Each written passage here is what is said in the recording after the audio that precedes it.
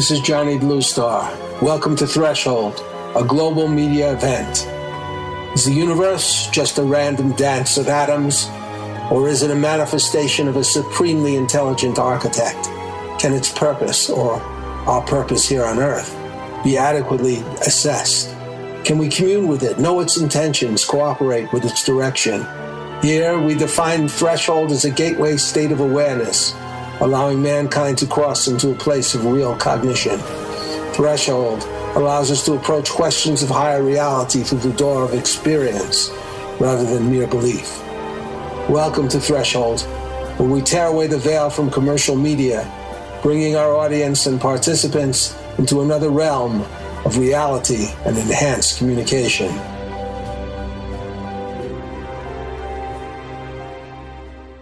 Welcome back to Threshold. One of the promises that I made when I started this program was to bring information to our listeners that would bring both practical and spiritual empowerment to our audience. I believe and continue to believe that many of the thoughts and feelings that drive us come from a higher level within ourselves, and we should listen.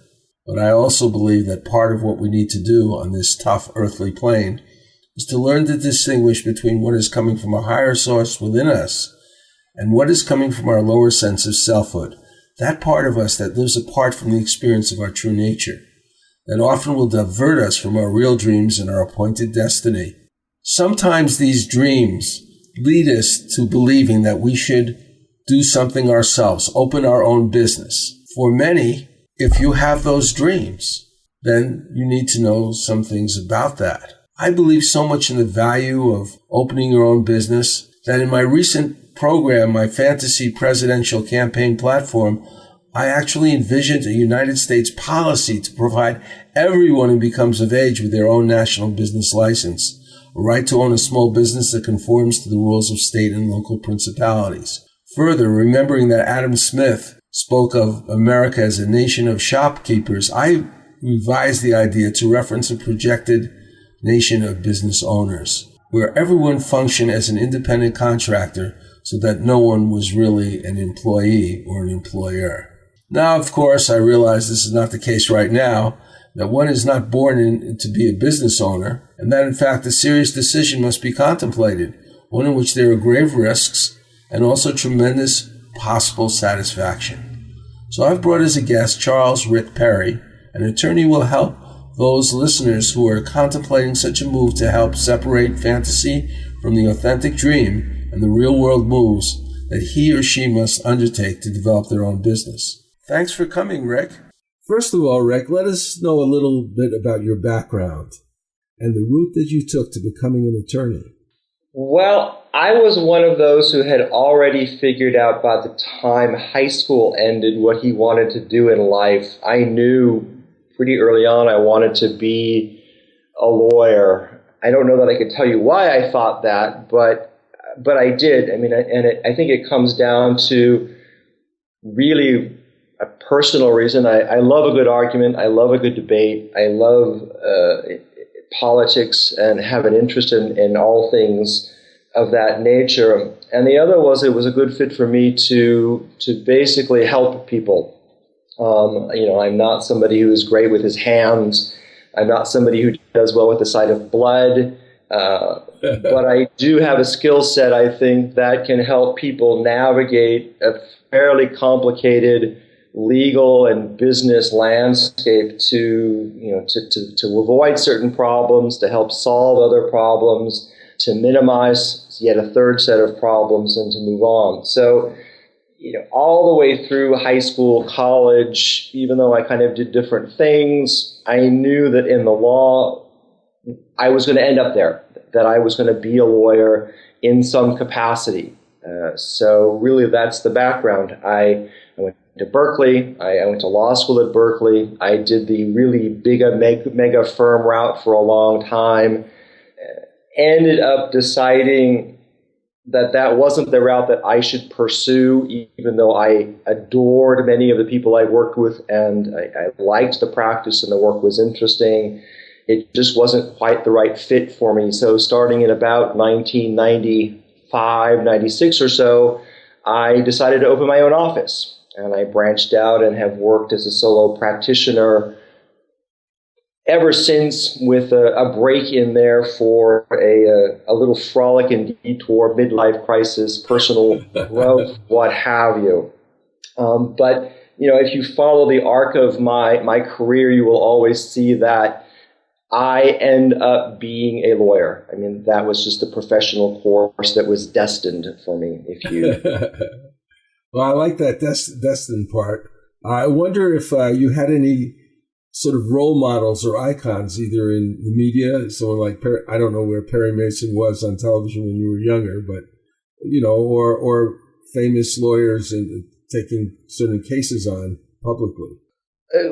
Perry Mason, it's kind of funny that you mentioned it. One of my early memories of television was Saturday afternoons and Sunday afternoons at home, because my mother was a huge Perry Mason fan. It's funny that you mentioned Perry Mason. I don't know if this is a coincidence or not, but one of my earliest memories when I was quite small, maybe 4 or 5, was being home on Saturday afternoons and Sunday afternoons, and my mother would be watching Perry Mason. She was a huge Perry Mason, Raymond Burr fan. and so I have these images of black and white television with Raymond Burr and his secretary, whose name now escapes me. Della, I believe, was her name. I think so.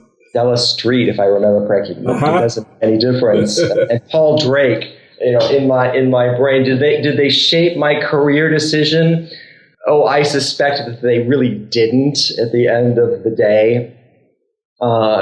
Television drama law is so different from the practice that it would have taken about 30 seconds of real life practicing law to know that Perry Mason was great fiction, but it was definitely fiction.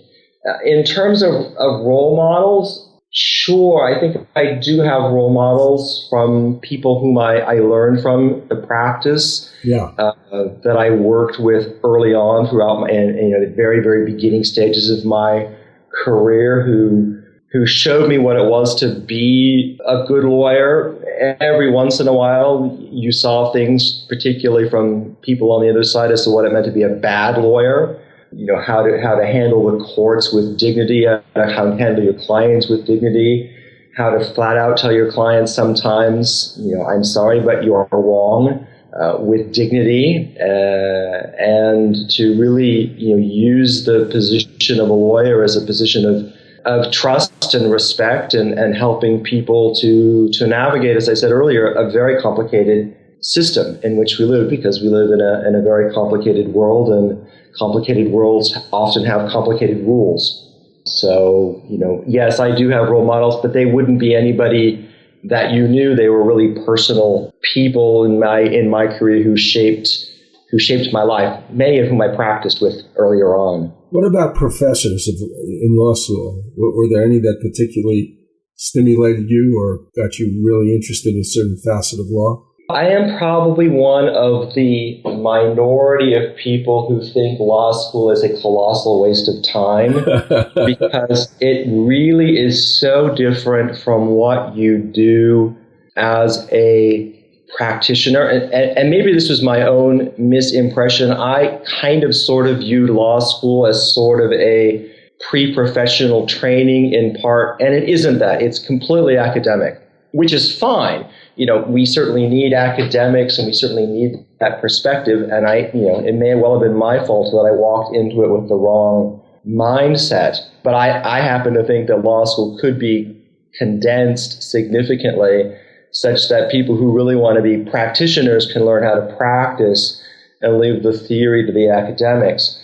That having been said, yeah, there were some professors that I had at Bolt at Berkeley that were top-notch scholars, that were really interesting people, that were great teachers, that made their students think, that taught them how to argue, how to shape arguments, and to be a good lawyer, at least giving them the academic and theoretical frameworks to being a good lawyer.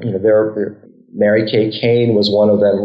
Mike Trainer was another one. Mel Eisenberg was a third. These are named. Gene Choker at Berkeley, whom I didn't have the pleasure of having as a professor, but guided a lot of things at Berkeley. These were great names when I was going to law school, and I was very fortunate to be able to study under them. And I did learn a lot from them, notwithstanding my own bias against law school and what law school has to offer the actual practitioner. Very interesting. Now, I know that in addition to being an attorney, during career, you did experiment a little bit with entrepreneurship. Is that not right? Yeah, you're right. I did, and I know where you're going with this, and I'll get there in a second. To be a solo practitioner is in itself a form of entrepreneurship. We have clients, we have customers, we sell services, we prepare invoices, we have leases, we have partners. So actually, my whole career for the past 20, 25 years has been one form of entrepreneurship or another, whether it be in the law practice or in my grand detour, which was to work with my partner to open a restaurant in the southwestern part of France. This was sometime in the early 2000s, where we kind of looked at each other and basically said, it's time to do something completely different. So we closed up our respective shops and we picked up and we moved.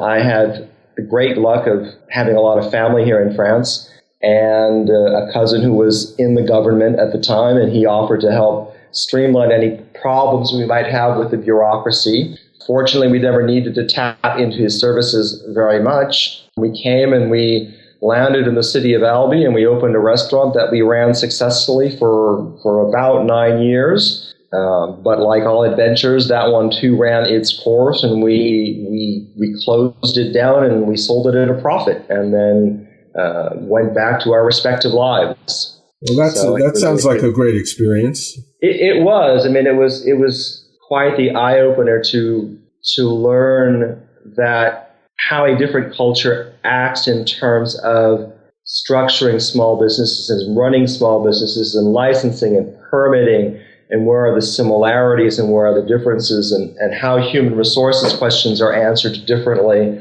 and people are treated in the relationship, between boss and employee, and just operating a completely different culture. And it seemed like every day for at least the first couple of years was clearly culture shock, and saying, I never thought about how it could possibly be done any differently than the way we do it in the States.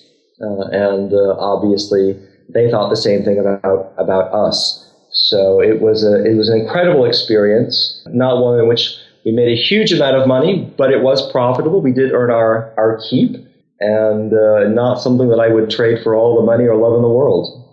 We are happy to provide our audience with two very exciting musical odysseys with Stephanie Slevin, a singer-songwriter from the United Kingdom. One is called Show Number 7, A Galaxy of Song, and the other is Show 21, I Talk with Angels, in our Threshold Radio archives in VegasAllNetRadio.com and YouTube. Here is one of our songs. I talk to angels and they speak to me. They show me things that I don't usually see. Well, 'cause somewhere in heaven God looks down with love, showing off mankind. But we just push and shove one another to the ground, making unholy sound. But if you wanna talk to angels, you gotta spread your heart around every town. I saw an angel at the end of my bed.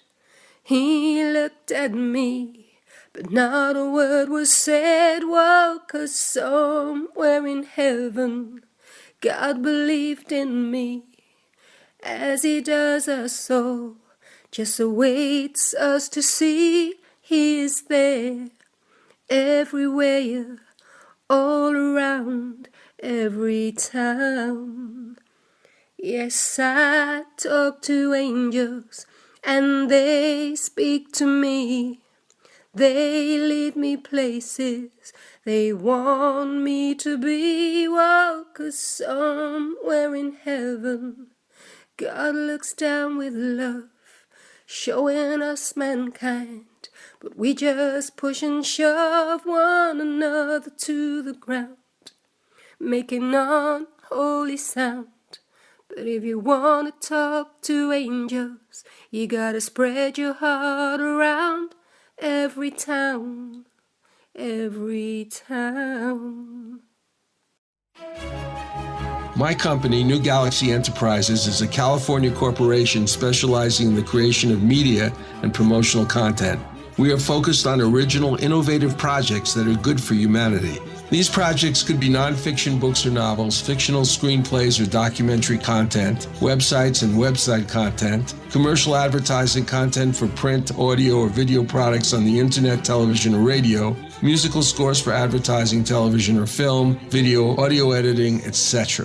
We want to promote products and projects that support the environment, encourage a healthy experience in living, developing, nurturing, and useful technology, and offering platforms for positive, socially constructive entertainment or informative, transformative media. Our experience in creating a variety of products like this is rather vast, and we offer client-based and collaborative products, as well as the opportunity of active investors to join us in the creation and promotion of proprietary products, some of which are in latter stages of development. For more information, go to www.newgalaxyenterprises.com. That's www.newgalaxyenterprises.com.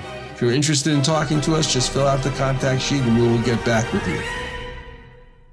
Boots in Manhattan is a coming-of-age novel by Ray Boylan and Johnny Bluestar. It is about a young Tom Boots Raymond who grows up in New York in the 1940s who was a member of a street gang. My friends and I were about to start our own game of stickball when Rabbit Lacey, the head of the Rattlers, came up to us and tried to move in on our game. We were called dwarves, the youngest members of this stupid gang. Hey, Kevin, I need you to get some gloves and some stuff I left at my place. No, this is our game. Hey, are you my good little dwarf or what? You've been calling me a dwarf since I was 6. We're not your personal slaves, pal. Hey, what is this? A dwarf rebellion? All right, big guy, we ditched the dwarf thing. We make you guys regular rattlers. No, it's too late. He looked at Jay and me. We looked away. Rabbit was now angry and he pushed Kevin hard with the palms of his hands. Kevin tried to ram him in the stomach, but he stepped aside, throwing Kevin into the curb where he fell to the ground, bleeding profusely at the knee. Still, he managed to get up. My street. Kevin shouted at Rabbit, pointing at him with an angry index finger. Find out more by Googling Boots in Manhattan, a 1940s coming-of-age novel, part 1 of the novel series The Foot Soldier by Ray Boylan and Johnny Bluestar. Google with the words Boots in Manhattan, Ray Johnny Kindle. That's Boots in Manhattan, Ray Johnny Kindle. We're back with Charles Rick Perry, an attorney who's providing our listeners with the real deal about what it takes to start a small business. So, Rick, in a general sense, what do you think of entrepreneurship? Entrepreneurship is not for the faint of heart. It's a huge risk. It takes an incredible amount of time. It takes a lot more money than you think that it will at the beginning. And it takes more information to put it, to get it together and to do it than you even thought possible or even imagine existed. You spend so much time preparing and planning, and every time you think you've got one question answered, 2 or 3 or 5 more pop up as to how to handle things. And you can't predict everything that happens in the business. Somebody's going to throw you a curveball. I mean, it happens to me still every day. Something different, something new comes on where you kind of scratch your head and you go, wow, where that came completely out of left field. I would be willing to bet that less than 50% of new businesses survive more than 3 years, to be perfectly honest. Yeah, I would say that's probably even a very positive view of it. I'm not sure, though. Yeah, I suspect that is optimistic, largely because I think people do underestimate how much time it's going to take, how much information they need, and how much money they're going to need to get started. One of the difficult things to estimate is your cash flow that you're going to generate from your business and how long it's going to take you to turn a profit.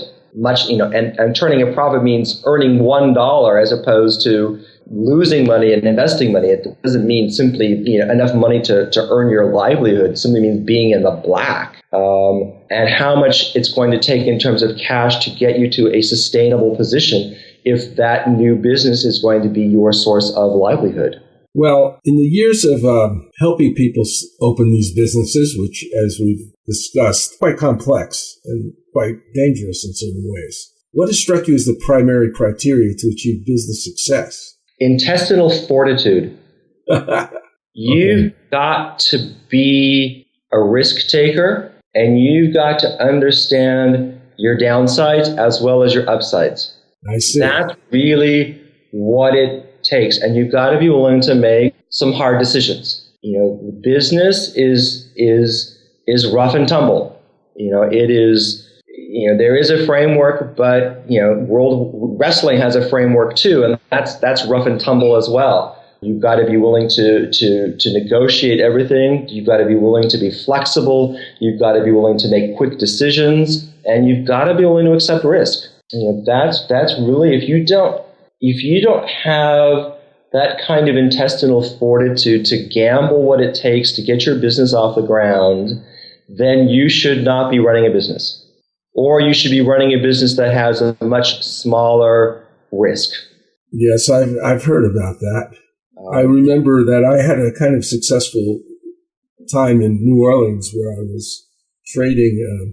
I was kind of trading upwards with different dealers in antiques and collectibles and then selling them in the flea market. I did quite well. And then I moved eventually to Tulsa, and I tried to do the same thing.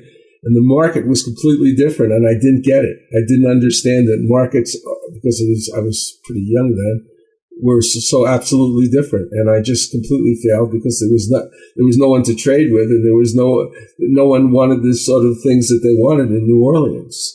So that was very sad because I thought that I had sort of a career there, and then I realized it was very much oriented towards a specific market. Yeah, and a specific market, a specific culture, a specific time frame. All of those things go into the information framework of running a business. Are you selling a product or providing a service that people need or want at a price they can afford? And if you're not doing that, then your business is likely not going to succeed. What are the nuts and bolts for legal requirements to start, say, a one-person shop to start out with? This is actually probably the easiest piece of the puzzle for the one-person shop, meaning no employees, minimal overhead, basically the man or the woman working out of their home or their garage. And essentially what you need is no more than a business license, which is an administrative process through usually City Hall or the city government or local government, and most likely what's called a fictitious business name statement, because everybody wants to run their business under a name that isn't their own. So, if I wanted to open up Rick's Coffee Shop, for instance, because it's not simply my name, my full name in the name of the company, I would need to get a fictitious business name statement, which gets published in the newspaper and provides notice to the world that Rick's Coffee Shop is actually run by me. They're both, that's fairly simple. That's usually processed through the county clerk's office as opposed to City Hall. And they're both a business license and the fictitious business name statement is usually filling out a fairly short form, 1 page, 2 pages at the most, signing it, paying the associated fees. With the fictitious business name statement, you would need to publish that in a newspaper, and the county clerk is usually quite good about giving you a list of the newspapers that are acceptable for publishing in that particular county. And you contact the newspaper and publish it for 3 weeks, 4 weeks, 5 weeks, whatever local law requires. And that's about it. In terms of the strict legal formalities of opening the one-man business, that's really the absolute essentials. Now, depending upon the kind of business you run, there may be additional permitting or licensing requirements. Probably the most obvious one is if you are in the food and beverage industry, where you are serving drinks or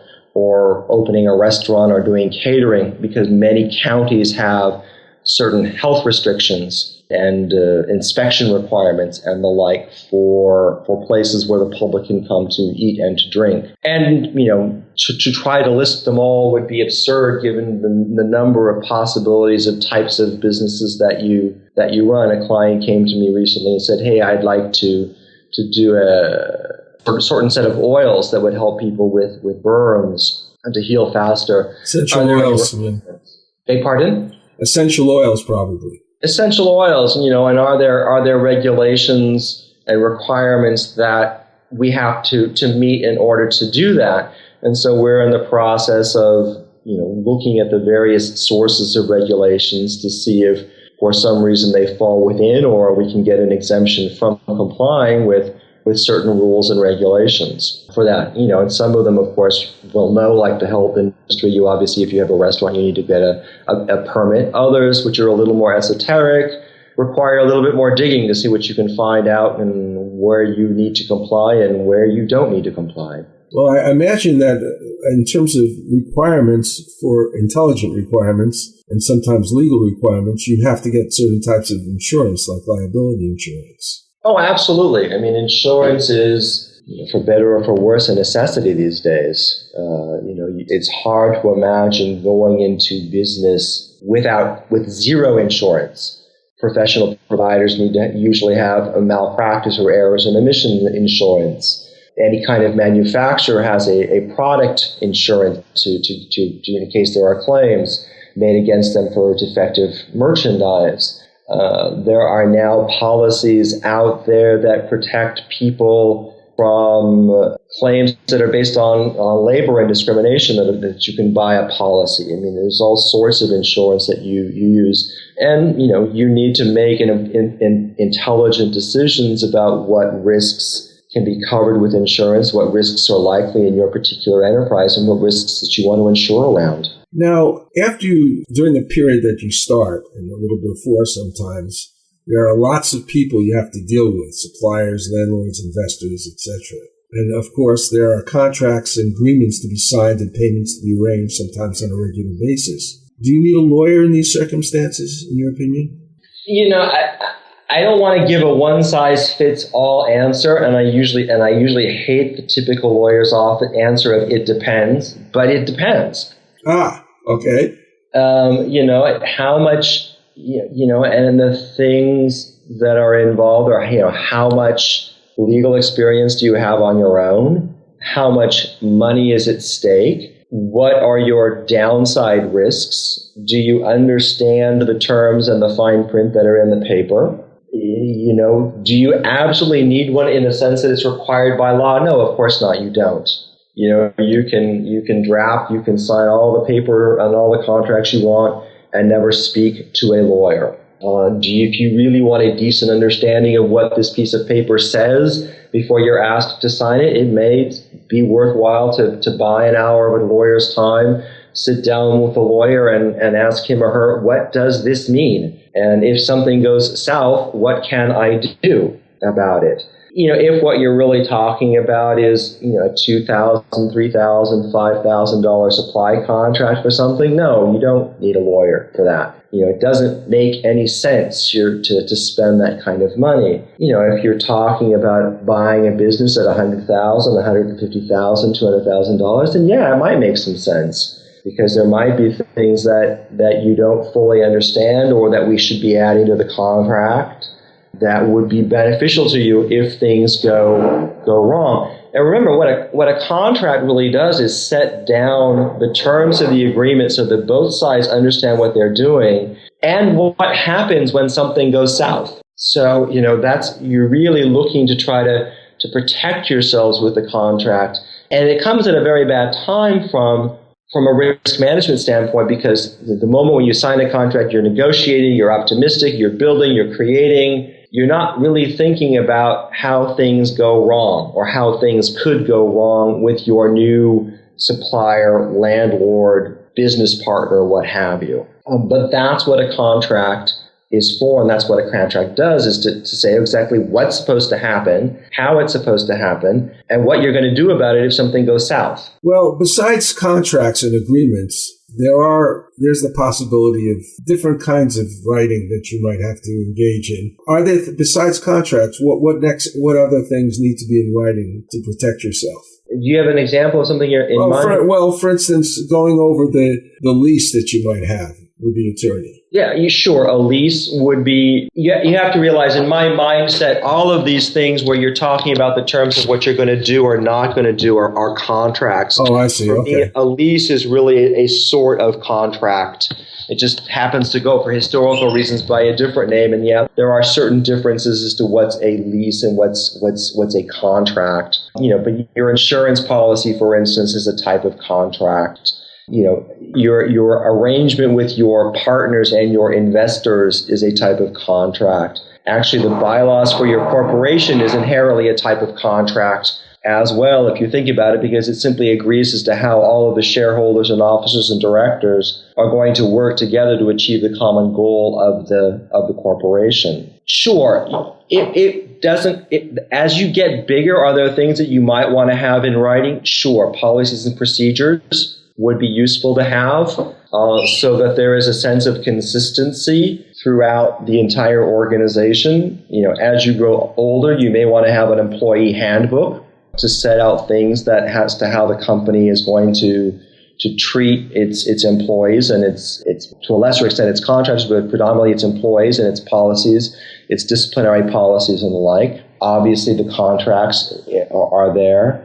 I think those are the things, but those are probably the predominant things that as you get bigger, you want to have in writing. As a one-person shop, do you need any of that? No, not really.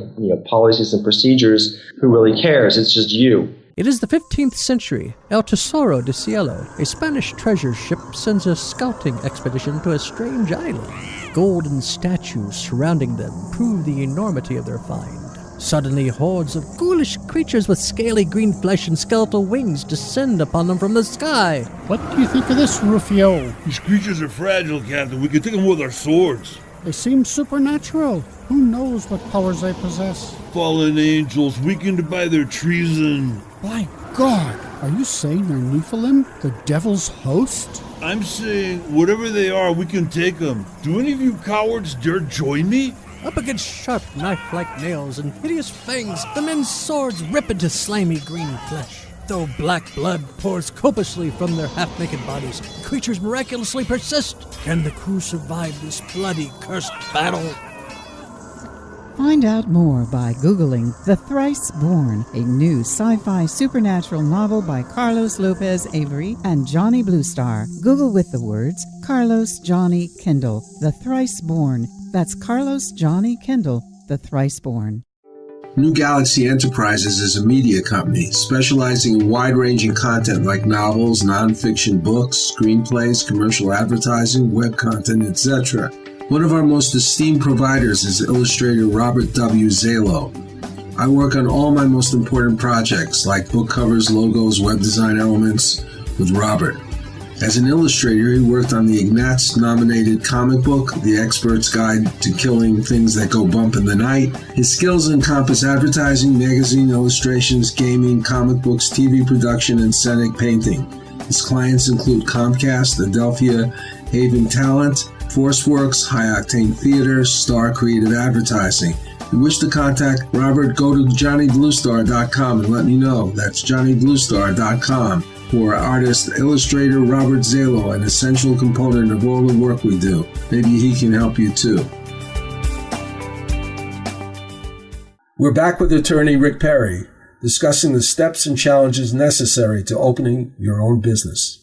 Well, one of the things that I came across, because I dealt a little bit with holistic, products, health-oriented products, was that sometimes the advertising in these products might get people in a lot of trouble. And I'm talking about, products that might be like pharmaceutical or medicinal products. Is there a purpose in using a lawyer to go over that sort of possibility of lawsuits or punishments by the government or whatever for breaking some rules? Well, obviously there are a lot of laws regarding what you can and you cannot say in advertisement. You obviously cannot lie in advertisements. Your claims have to be true. If you say it has been established that 4 out of 5 dentists prefer X brand of toothpaste, you have to have some kind of research to suggest that 4 out of 5 dentists, in fact, do make that recommendation. A lot of it is indeed in the advertising realm,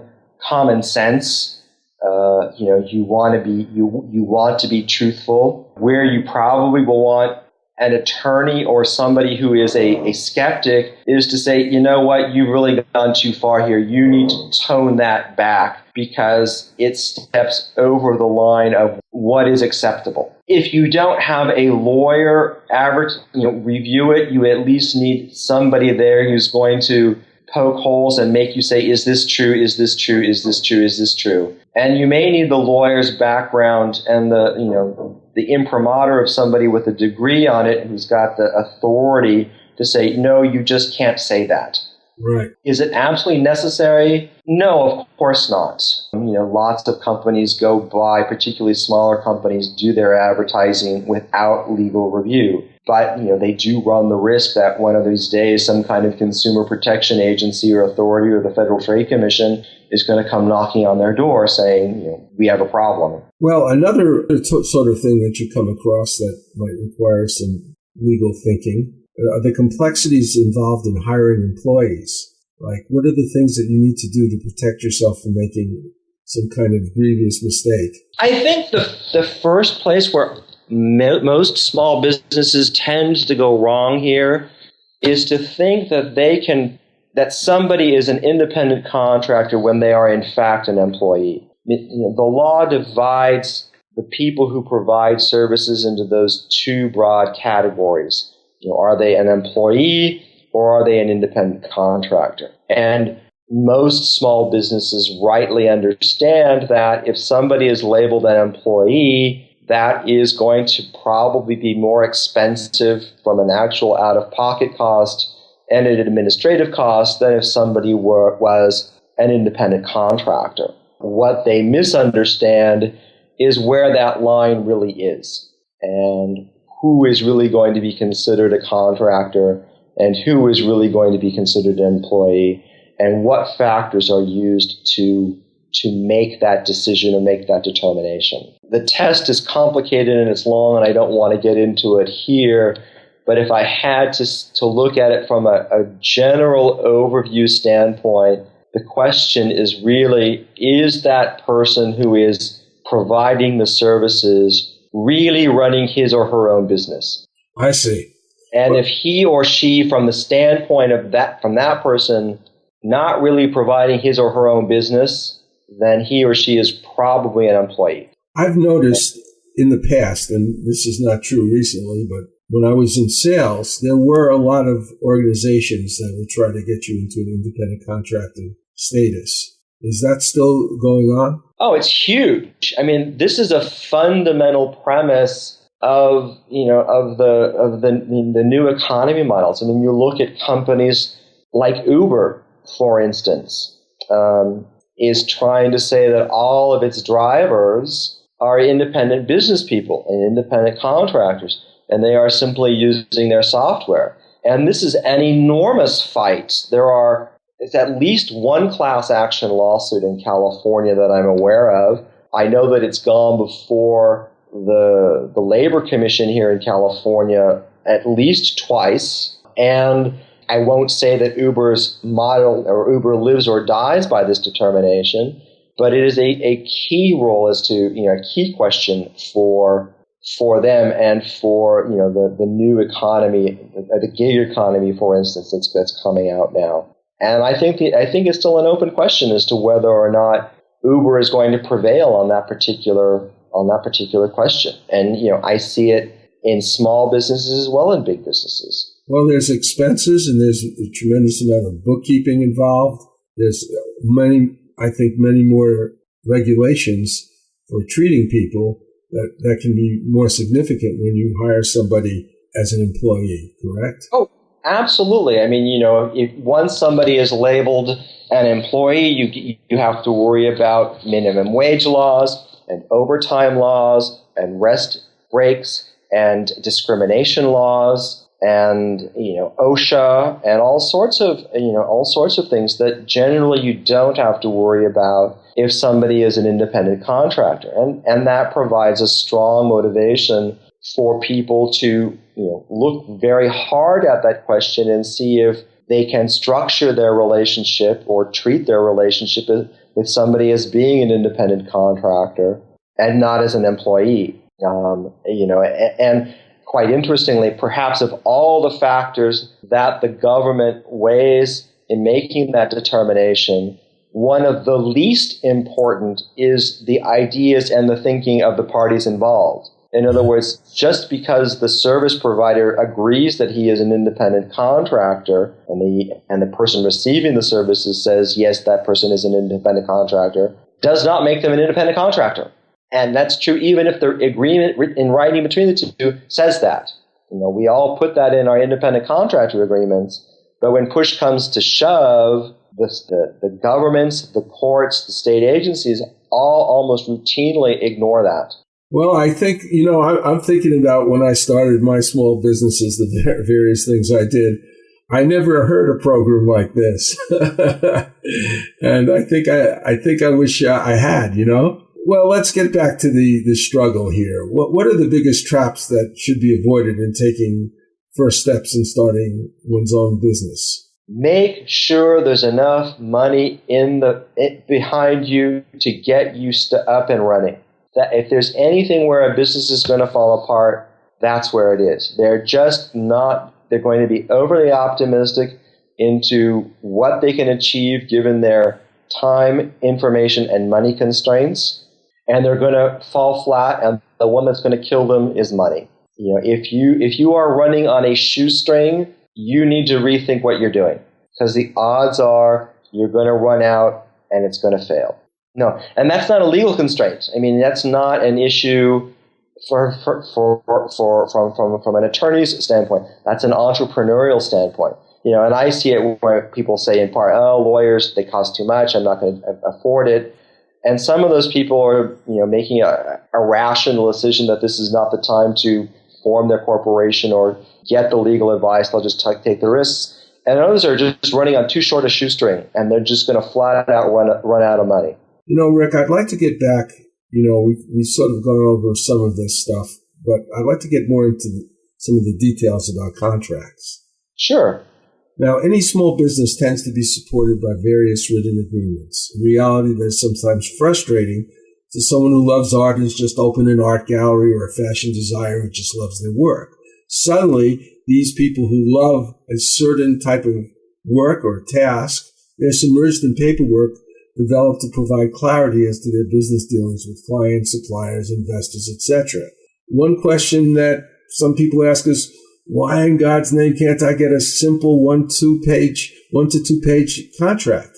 Largely because the world is so complex, and there are so many different ways that things can go south. Particularly if what you have is a contract that defines a long-term relationship, a lease, an investor agreement, a partnership arrangement. Those are the kinds of things where there are so many variables and the relationship can go in so many different ways that you really want to think out where the most common problems might be and set down what will happen if those problems arise. For instance, in your partnership arrangement, there is always a lengthy discussion toward the back of the agreement that says what happens when the partnership comes to an end, and spelling out what the various possibilities are if you liquidate things, or if one partner buys out the other, or if one partner dies, or et cetera, et cetera, et cetera. And those things just take a lot of paper and time to explain and to work out. Okay? Yeah. Other things, there may be simply enough money that's involved that it's worthwhile spelling out certain things. For instance, if it's a large contract and there's a large amount of money at stake, I may want provisions saying, gee, the lawsuit has to be in California, or gee, we're going to arbitrate, or gee, only certain kinds of damages are going to be allowed because you got a reduction in price, or who knows, or gee, we're going to go to mediation, or gee, we're going to do all of these things, or gee, we're going to work our way around this particular law that neither of us like. And all of that takes up paper and space. And that's basically why you end up with lengthy agreements. Patty Greer journeyed to England to investigate crop circles, eventually becoming a filmmaker, chronicling this phenomena and serving as a kind of intermediary between the unknown creators and a humanity on the brink of global disaster. Hear her complete story by visiting Show 1, Patty Greer, Crop Circle Mysteries, in our Threshold Radio archives in Vegas, allnetradio.com, and YouTube. Here's one of her songs.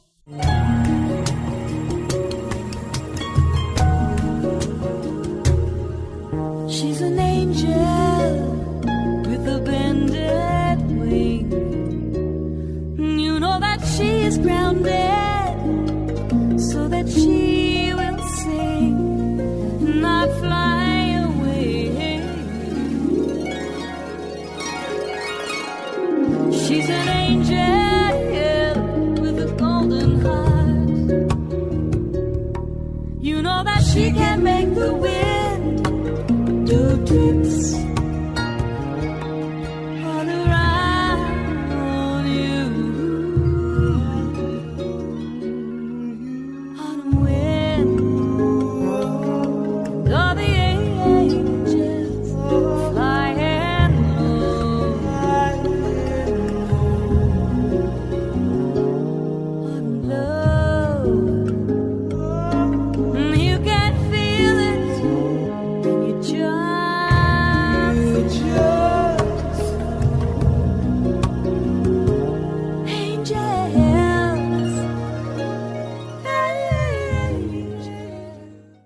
The following is from West Side Warrior, the memoir of Ray Boylan, a Korean War veteran and crime fighter. He was there fighting in the world's coldest battlefield when the Chinese communists invaded.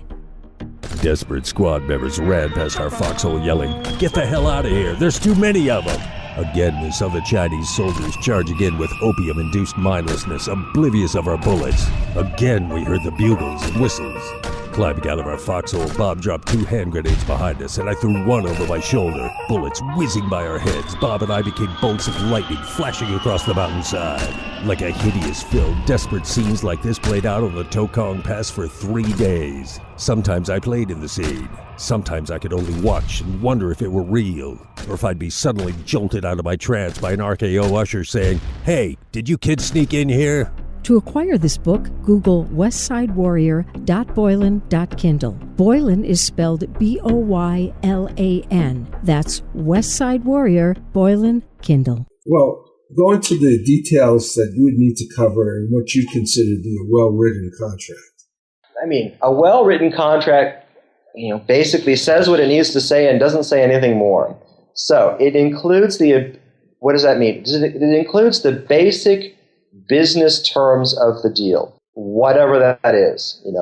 If it's a purchase agreement, it includes the item being purchased, the price, the financing terms, the interest rates, what happens if payments are late, kind of the nuts and bolts business terms of the whole deal between the parties. It will then include appropriate, and I don't like this phrase, but it's what everybody uses, boilerplate. Okay. Basic provisions that should exist in any contract for a significant amount of money or a significant length of time. So it should say things, whose law governs? Is it California or New York or France or some other jurisdiction? It should say perhaps where the lawsuit should be brought, so that everybody knows if there's a problem, the lawsuit's going to be in San Francisco or New Orleans or some other place. It should probably contain a provision that says, this is all the terms of the contracts, there are no side deals, there are no amendments unless they are also in writing. So that's probably another provision that should be in there. If there is a provision about who should indemnify somebody else in case there's a loss to a third party, that should be in there. Those are the kinds of things you all find either in general terms and conditions or in the latter part of the contract that generally don't interest business people because they're not the key terms of the deal, but that really interest the lawyers and that really come in handy if and when there is a problem. What about the difference between some kind of dispute resolution based on arbitration rather than through the courts? Again, it depends. This is a huge issue for a lot of businesses, and it comes up both with their products that they sell and actually in the labor context where a lot of employees are trying to move everything into arbitration. And I think it's something that needs to be thought through carefully as we gain more experience with arbitration. One of the known downsides of arbitration is that you will pay for your arbitrator, usually by the hour.